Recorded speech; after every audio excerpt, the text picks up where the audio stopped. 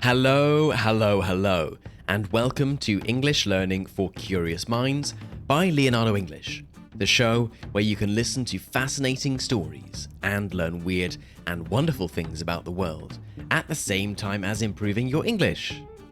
I'm Alistair Budge, and today we are going to be talking about Sigmund Freud, the pioneer of psychoanalysis, the study of the unconscious mind. To some, he is the man who created a vitally important way of understanding the human mind. To others, he was a sex-obsessed pseudoscientist. Whatever you think of Sigmund Freud, he transformed and in many ways shaped how we think about ourselves and, well, think about thinking.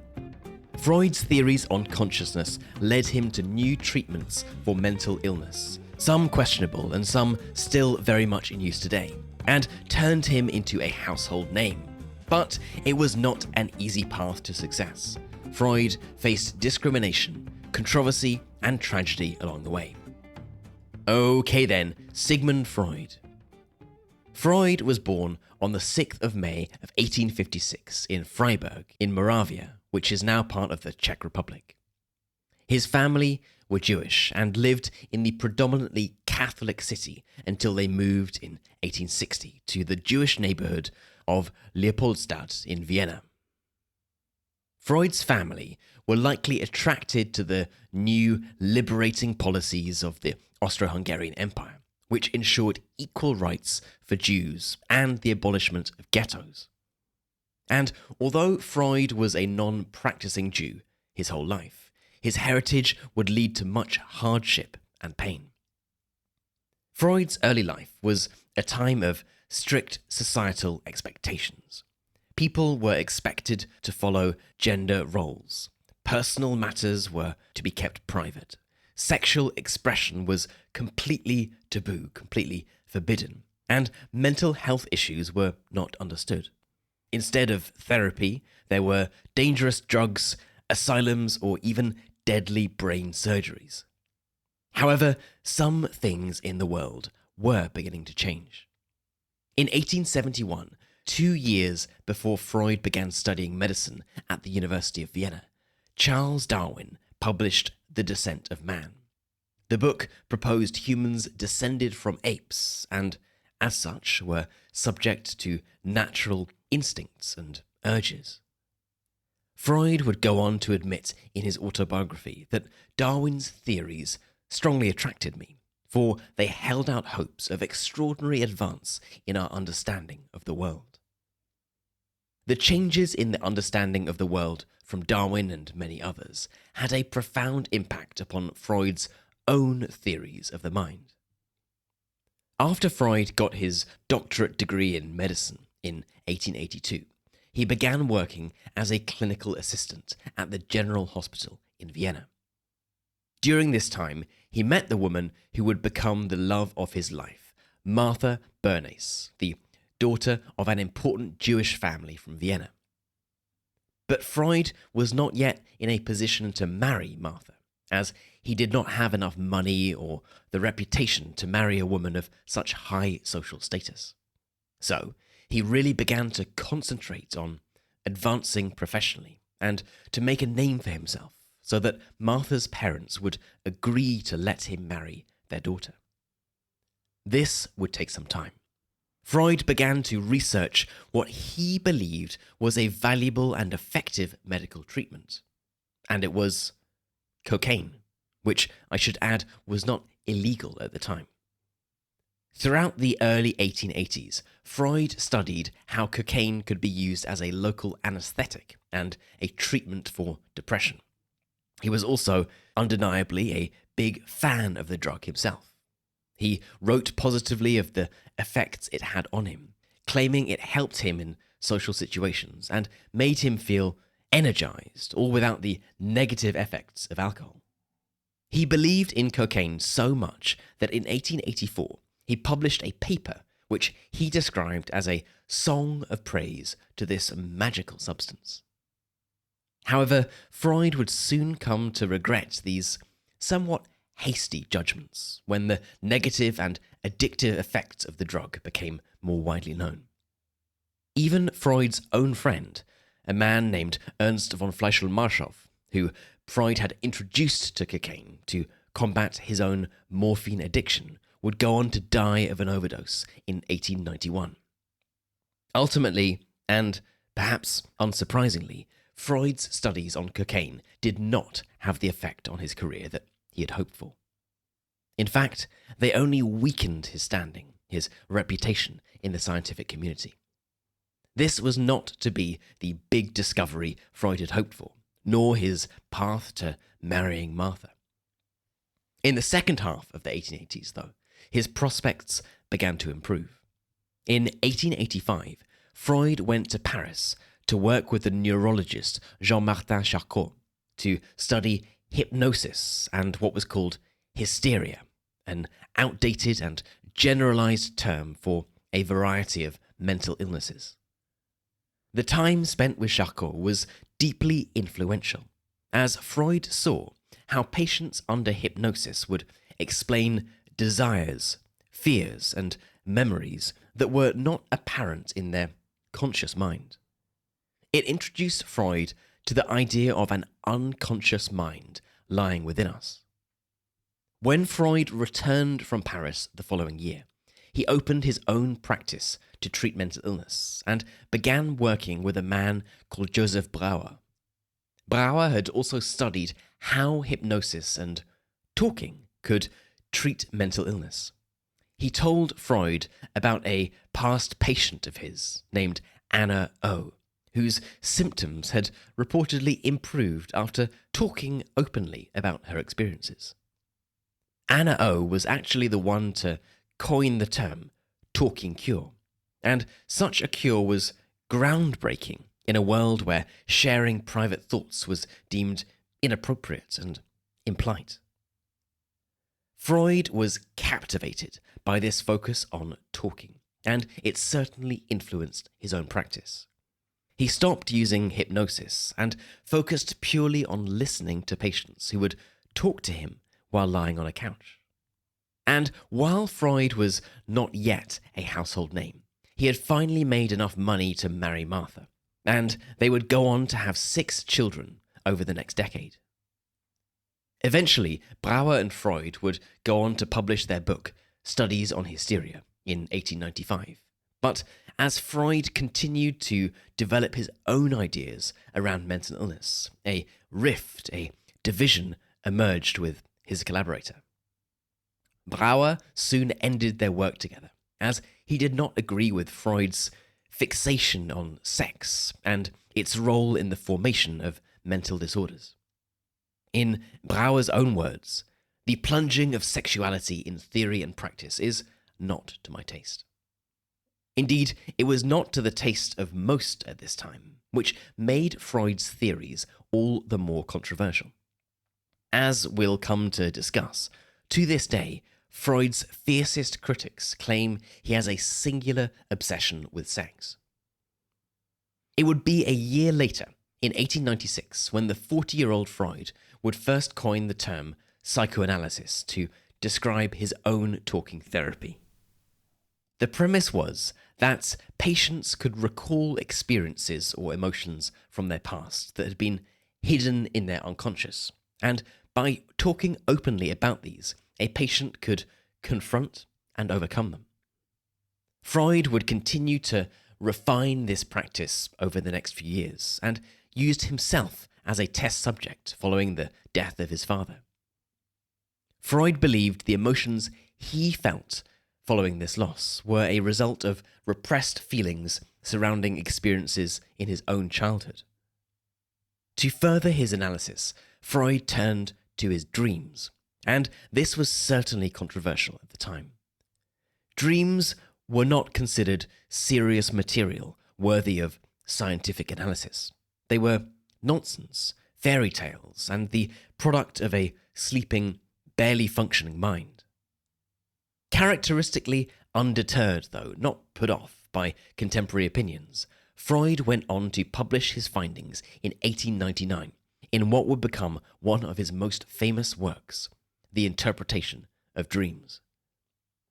Of course, people trying to interpret their dreams is nothing new. But Freud's innovation was to approach this from a clinical perspective, from a scientific and medical point of view. The book was profound and of lasting influence, and it argued that dreams were an important element to the human psyche. Not only was Freud's discussion of dreams so shocking, but his insistence that his theories were applicable to everyone, not just those suffering from mental illness, was hard to believe. The interpretation of dreams holds many complex concepts, but its key point is that dreams make evident things that are happening in the unconscious, specifically repressed fears and desires from childhood. It's in this book that Freud also introduced the provocative Oedipus Complex. The name stems from the myth of Oedipus in Greek mythology, where the eponymous protagonist kills his father in order to marry his mother. If you're familiar with Greek mythology, you'll know that this sort of thing is not too unusual. Nonetheless, Freud's concept is named after the story of Oedipus because it theorized how a child feels in competition with their parent of the same sex for possession of their parent of the opposite sex, how a son feels towards his father or a daughter feels towards her mother. Despite all the groundbreaking and controversial discussions in the book, though, it was not an immediate success, and it sold less than 100 copies in its initial release. And, unsurprisingly, it drew much criticism from the scientific and medical communities. But, once again, Freud would continue in spite of his critics, and in 1901 he published The Psychopathology of Everyday Life, which discusses what are now called Freudian Slips. A Freudian slip is also known as a slip of the tongue. It's when we say something by accident. But for Freud, they are not just accidents or mistakes. They are the unconscious mind purposefully making its way to the surface. One example of this is that moment we all dreaded, we feared in school, accidentally calling a teacher mum or dad. A Freudian analysis might see this as a child associating their teacher with their parent because they miss them and want to go home. Although many disagreed with Freud's theories, as the years went on, he continued to publish many papers and was appointed professor of neuropathology at the University of Vienna. Increasing numbers of people would come and listen to him lecture, and he began to gain more followers. Even with the controversy surrounding his work, things were finally looking up for Freud, and he was getting the recognition that he believed he deserved. By 1908, the Vienna Psychoanalytic Society was established, and Freud's reputation began to spread across Europe and all the way to America. One friendship in particular helped Freud's notoriety. It helped him become better known. That of Carl Jung, the Swiss psychiatrist, 19 years his junior, 19 years younger than him. Freud had hoped that Jung would help bring psychoanalysis into the mainstream. Jung was younger, he was a fresh face, and, most importantly, he was not Jewish. Freud was fully aware of the prejudice he faced as a Jew and the effect this had on his reputation. Jung was free from such prejudice, and he would ensure that psychoanalysis would not become associated with Judaism, and that it would be considered a science in its own right. For a time, Jung was a great supporter and friend of Freud. They would engage in discussions lasting hours on end, and Jung would defend his friend in the face of detractors. Jung even became the president of the International Psychoanalytic Association and accompanied Freud on important trips across the globe, trips that secured Freud's growing fame and reputation. However, the relationship between the pair would not last. Some people speculate, in a Freudian way, that Jung had a problem with Freud, viewing him as a kind of father figure, while Freud had sexual feelings towards Jung. Whatever the reasons, by 1913, the pair broke off all contact and they would never see each other again. 1913 not only saw the end of this friendship, but the end of the world as it was known, for a year later would see the start of the First World War. Freud was too old to serve in the war. He was 58. But, as you might expect, the war had a major impact on his work. Patients stopped attending, international activities halted, and the trauma of the war came very close to Freud's home as his 3 sons were drafted into military service. Luckily, though, they all survived. While Freud was not seeing as many patients, he concentrated on his research and wrote prolifically. By 1920, Freud produced another of his most famous papers, called Beyond the Pleasure Principle. Here, Freud introduces the concept of the 3 elements that make up the human psyche: the id, the ego, and the superego. He would go on to develop the discussion of this theory in 1923. In a simplified way, the id harbors our unconscious desires and pushes us to gain pleasure in life. The ego is governed by reality and pragmatism and functions as a regulator for the id and superego, the latter being concerned with morals, ideals, and guilt. So we can think of the id like a little devil on our shoulder, and the superego an angel on the other. Beyond the Pleasure Principle also introduces the concept of the death drive, the notion or idea that all humans are driven towards death. Freud had, after all, declared that the aim of all life is death. Freud had just lived through the horrors of the First World War, so this morbid cynicism does make some sense when you realize what he had seen. Now, 1923 was a significant year for Freud, not only because of this theory, but also because at the age of 67, he was diagnosed with cancer of the jaw, likely due to his lifelong addiction to cigars. During the following 10 years, Freud endured many painful surgeries and even had part of his jaw removed, although he never managed to quit the cigars. But this was not the only tragedy that would afflict Freud toward the end of his life, for the catastrophic tensions that would eventually lead to the Second World War soon intensified. In 1933, the Nazis took over Germany, and given that Freud was Jewish, they burnt his books. This led to his famous quip, his well-known saying that, "What progress we are making. In the Middle Ages, they would have burnt me. Nowadays, they are content with burning my books." Despite the evident danger, Freud was determined to remain in Vienna, and he largely underestimated the Nazi threat. That was until 1938, when the Nazis raided his apartment and the Gestapo arrested his daughter, Anna. This was a true wake-up call for Freud, and following this horrifying event, he and his wife and daughter fled to London. Tragically, 4 of Freud's sisters could not get the right documents to leave with them, and they had to remain in Vienna, eventually being sent to concentration camps where they were killed. Shortly after arriving in London in 1939, war was officially declared. Freud was beginning to lose his own battle, however. He had grown weak and frail and was suffering greatly due to his cancer. He sought help from his friend and doctor, Max Schur, a fellow refugee.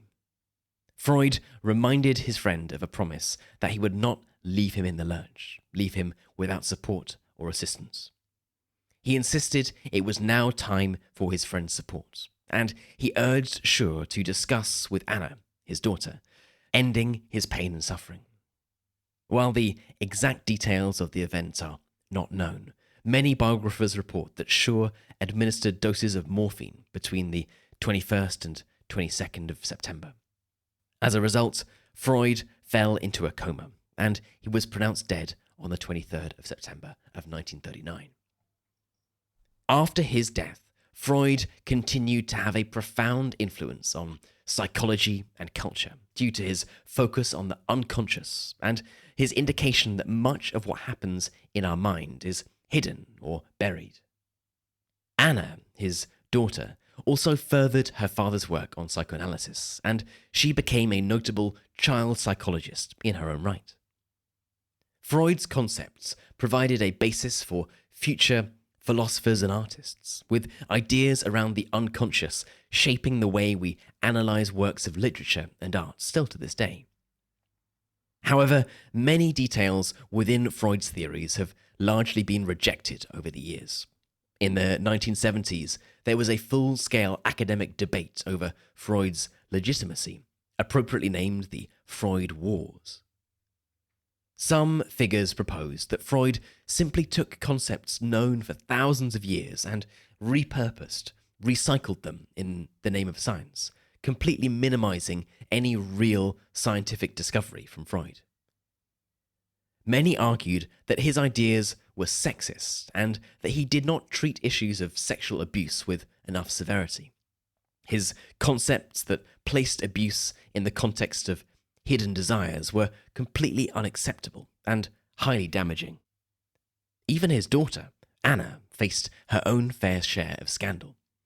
An American author called Jeffrey Masson, who was acting as director of the Sigmund Freud archives, discovered that Anna, Freud's daughter, had been hiding many of Freud's letters that dealt with cases of sexual abuse of children. When Masson questioned Anna about this, she fired him. Masson explained to the Atlantic magazine in 1984 that after speaking with others who were close to the Freud family, I was given to understand that I had stumbled upon something that was better left alone. Ultimately, Masson came to argue that Freud had ignored and hidden many details in his own studies to strengthen his theory of psychoanalysis. Now, for better or worse, Freud has left a lasting legacy. In death, as in life, he is as controversial as ever, analysed and pored over as much as his own subjects ever were. For some, he is a complete fraud who did more harm than good, and only dealt in pseudoscience, fake science. For others, he provided a way to think about understanding our subconscious, a way to try to understand who we really are, a way to explain our thoughts and feelings. Whatever side of the argument you come down on, it's undeniable that he has left a huge mark on how we think about thought, how we think and how all of our minds work. He might not have been right about everything, and he certainly made mistakes, but as he famously said, from error to error, one discovers the entire truth. Okay then, that is it for today's episode on Sigmund Freud. I imagine that you knew something about Freud already, but whether you are a Freudian expert or whether you only knew a little bit about the man, I hope this was an interesting one. As always, I would love to know what you thought about this episode. Here's an open question. What do you think about Sigmund Freud? Was he a deeply insightful man who helps us understand our subconscious, or a con man peddling in pseudoscience? What do you think we can learn from our dreams? Do they hold clues to our deepest, darkest feelings, or are they simply passing thoughts in the night? I would love to know, so let's get this discussion started. You can head right into our community forum, which is at community.leonardoenglish.com, and get chatting away to other curious minds. You've been listening to English Learning for Curious Minds by Leonardo English. I'm Alistair Budge. You stay safe, and I'll catch you in the next episode.